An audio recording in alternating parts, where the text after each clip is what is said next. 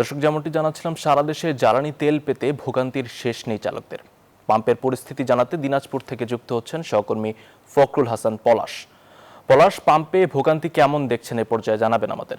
আসিফ, আপনাকে একটু জানিয়ে রাখি যে দিনাজপুরের যেসব পাম্পে তেল দেওয়া শুরু হয়েছে, আমি যদি আপনাকে একটু দেখাই যে একেবারে লম্বা সারি, এবং দিনাজপুরে কিন্তু আমি যদি বলি মোট 92টি পাম্প রয়েছে, এবং এই 92টি জ্বালানি তেলের পাম্পেই কিন্তু একেবারে দীর্ঘ লাইন কিন্তু আমরা দেখতে পাই, বিশেষ করে যখন তেল দেওয়া হয় ঠিক সেই সময়। এবং মোটর সাইকেল চালকই সবচেয়ে বেশি, এবং পাশাপাশি কিন্তু আমরা দেখেছি যে ডিজেলের কোনো ঘাটতি নেই। ডিজেল কিন্তু যারা আসছেন তারা কিন্তু পাচ্ছেন, এবং বিশেষ করে আমরা দেখেছি যে একেবারে সবাইকে নির্ধারিত পরিমাপ কিন্তু তাদেরকে তেল দেওয়া হচ্ছে। এবং এখানে আমি এখন রয়েছি দিনাজপুর শহরের মডার্ন মোড়স্থ একটি রহমান পেট্রোল পাম্পে। এখানে কিন্তু আসলে লাইনে দাঁড়িয়ে একেবারে সুশৃঙ্খলভাবে যদি গ্রাহকদের পেট্রোল দেওয়া হচ্ছে।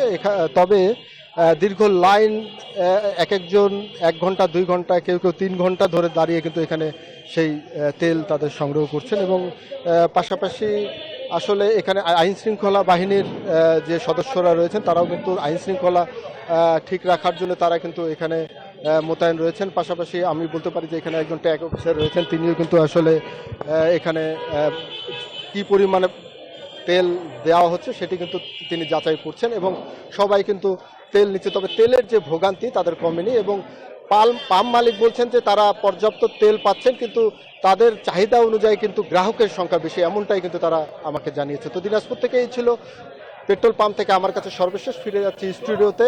আসিফ, আপনার কাছে। পলাশ, ধন্যবাদ আপনাকে।